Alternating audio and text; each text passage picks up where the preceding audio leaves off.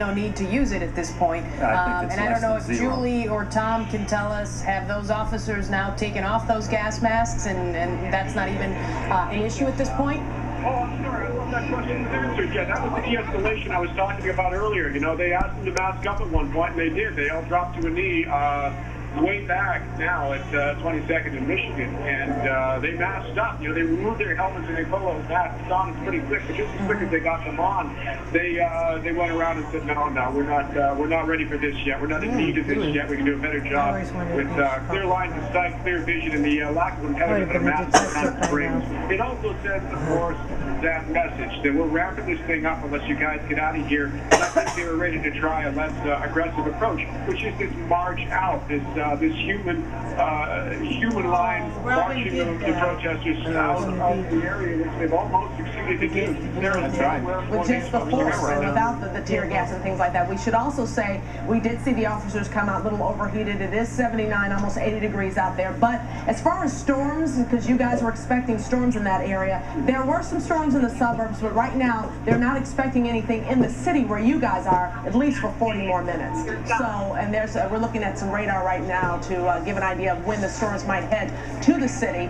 But who knows, in 40 minutes, the way these police officers are moving these guys into a corner, kind of pushing them back, there may be no need to worry about the weather. They may be dispersed by then. But again, that's pure speculation, of course. Well, you know, you got to understand, as you saw those police officers come to the rear, they are in riot gear. It is hot out there. Even if it were 60 degrees, it would be hot to them. The protesters aren't wearing riot gear. The police are.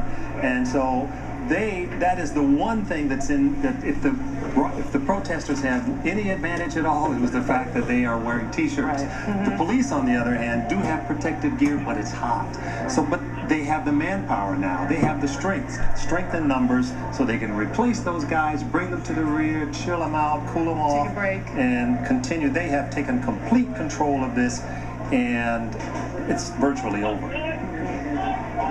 Do you, Tom or Julie, either one of you can chime in on this. Do you get the impression that it's virtually over? It's in control of the police right now? I don't know what Julie's seeing, because she's got a higher angle than I do, and I'm right in the midst of the protesters. But the protesters up in the midst of right now number about 250, possibly, I would say less than that, between 200 and 250. Yeah. So that's a pretty good culling of the crowd, and that's what they're after here. I mean, the police, they can do this all day, right? They can do this all day. They have the numbers, they have the reinforcements, they can change out officers, and they will and have done. They can arrest you if you're anything but passive in your resistance or in your approach to them, and they will and have done. And these folks can be moved right out. They'll move them all the way to Joliet, if that's what it takes. And their demeanor for the protesters right now, Tom, have you noticed it easing up at all in the last 15 minutes or so, or they're still holding ground just like they were an hour ago? You guys ask really good questions. You know, it really has shifted in a dramatic way, actually. I mean, there's still a violent element here, and we're seeing it. We're among it. I just got mowed down by a couple of guys who were in a big rush to get somewhere. I don't know where, but they were going, you know, police would say the wrong way, and they were dressed in black. So there's still violent, visible elements here, but the tone is very much shifted from violent and confrontational, almost celebratory in a way, you know, dancing in front of the police officers, although frustrating. I would be frustrated. The police don't seem to be showing any visible signs of that. And the folks here are more in for the party at this point than they are for any kind of civil disobedience. At least that's my observation. But I'm telling you, I'm walking right among them. I'm reporting back to you. It's pretty clear that I don't necessarily belong. I get that. All right, Tom, thanks so much. We're going to interrupt you for a second because we have a pretty good shot of Gaynor Hall, who's down on the ground. Gaynor, do you still hear us?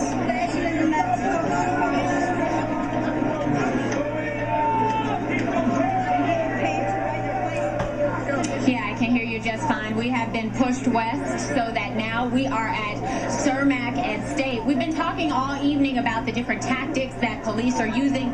Clearly, there's a little bit of divide and conquering going on. That is how it seems they've been able to get control of this crowd, because for a time here, it seemed like we were boxed in temporarily. We couldn't go anywhere. A line of police officers pushed us west, and then they put put up a metal barricade, and so we couldn't go any further east. And then also, and if you hear, there are some people chanting, "The media lies, the media lies." We are right in the middle of the protesters who have been pushed. Those are the protesters. Any chance any of them will talk to you? What I was saying is that police have clearly been temporarily blocking these protesters out till they can get in control, until they can get in control of. And it looks like we've lost Gaynor, but just a note to our producers, if you guys can talk to her and see if perhaps she can try to talk to one of these protesters the next time we do get her live. She's talking to one right now, so let's try to see if we get her. Gaynor? Or people should not fear the government. The government should fear their people, and this is what we're proving here today. Repeat that again. I think we lost that. What is the message that you want to send? Why have you gathered here today? Because the people should not fear their government.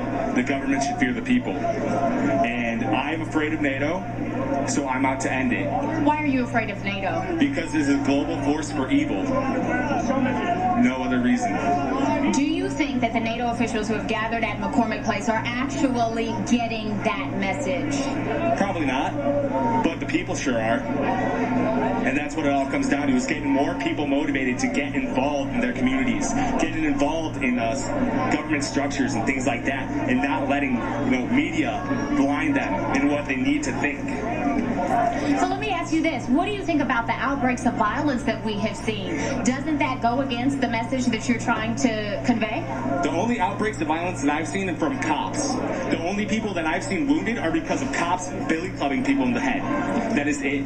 But we saw water bottles flying. When the police are getting out of control, what do you expect? They want a war. We wanted it to be peaceful. That's why we had a peaceful march. Nothing was happening until the police started.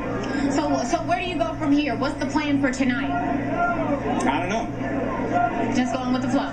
Just going with the flow, Figure it all out from there. All right, so you hear from one of the protesters here. We're at Cermak and State, where a crowd of people have gathered. I'm just going to show you east on Cermak. There are several rows of police officers standing with their helmets, with their visors down, billy clubs in hand, standing firm, preventing these protesters from moving any further east on the Cermak. And let's walk a little bit more. Let's walk a little bit more, because we've got some people with drums here. What's the message that you want to get out? Why are you here? The people are united against NATO, which commits war crimes on a daily basis and suppresses democracy all over the world. What made you decide to come out? I mean, did you always know, as soon as you heard that NATO was coming to Chicago, that you would want to be a part of this protest? Yeah, I knew that NATO is responsible for some of the greatest crimes against humanity being committed right now, such as the war in Iraq and Afghanistan that have led to millions of lives lost. And I think it's really every American's responsibility to be out on the street protesting war makers in our city. What do you think about the job Chicago police has done to kind of get control of this crowd? Several thousand people gathered today for this march. I feel like the Chicago police have been really antagonistic and have escalated violence where they didn't need to. I think that's part of their tactics, is they want to instill panic in people. Did you witness any violence? What did you see out here? The way that they kettle protesters in and marches in, which is where they block off all the exits and don't tell you where you can leave and don't really tell you what they're doing, I think it makes people angry and makes people want to be violent. All right, thanks very much. And again, some of the protesters saying that police, accusing police of brutality, accusing police of using kettling techniques to try to get control of the crowd. We can tell you firsthand that police have been temporarily blocking off certain areas, and then they'll move out of the way and allow the protesters to proceed. So things have certainly calmed down right now. We're at Cermak and State. We'll send it back to you. One of the things that we saw, which is really, really impressive, is how the police have used their command and control to really, as you heard Gaynor say, they split that crowd up by being able to go in. They brought the squad rolls up, 2 of them in a row. They were able to prepare to put people in them if they had to make mass arrests. They have just controlled the crowd in just a marvelous way. And there have been arrests, as we saw, and there was some bloodshed. And there you see them pushing up again. Yeah, they are able to, when people push them, then that's an assault, and they're making arrests. Julie, are you seeing what we're seeing here, or no? Yes, I am. I'm standing right next to Calvin Jackson, who's shooting for us. We're seeing 2 people being pulled out of that crowd. What the misdeed was on the other end, it's hard to say, because our vantage point has certainly changed. We are now behind these marchers who are pushing back against police, watching it from afar. But what we are seeing is someone taken away here, walking away with police. Another person getting zip-tied here, too. They'll be taken away as well. We're not seeing a whole lot of that right now. Again, it's been kind of a quiet and slow pushback towards State Street, where Gaynor was just a few moments ago. So like I said, our vantage point has greatly changed. All the police now on the back end, all taking a breather back here, removing their helmets, you know, removing some of their gear, as I showed you earlier. You know, let's not forget, this is one thing that I think it's really interesting that we need to remind our audience. The police not too long ago gave an order to disperse. They made that order several times. They gave it through loudspeakers. We heard they gave it in Spanish. They gave it in English. They gave that order to disperse. Now, if you decide to stay there, you are subject to arrest. So anyone that the police decide to push through is subject to arrest at that point. So it's really hard for the protesters to make a case anytime from this point on that they're being abused. The order was given to disperse, and so, but if you stay, you're subject to arrest. And we've also seen video. I mean, we've been up close and personal with the video, so we've seen what they've been doing up on the front line area. So again, if they want to say one thing, they've got the video to prove that, you know, whether they were violent or not, the police against them, or if they were the attackers or the ones who made the first move, or if the protesters made the first move. And as you saw last night, when that the squadron came, no, it was an ambulance who came down the street, we heard Superintendent McCarthy say that someone had reached in the window to punch one of the officers. As we saw, someone had tried to stand in front of that vehicle to stop it from moving. And as our video showed, as the superintendent said, I hope someone has video of that. Well, we do, showing them actually trying to slash the tires of that vehicle. And Julie Unruh reported she heard the air escaping at that moment. So, you know, this is a video time. There's video of just about everything, and the police know that. So they're being careful. They're watching what they do, and so do the protesters. They have their own cameras. They are taking their own pictures. So it'll be interesting to see how it all plays out.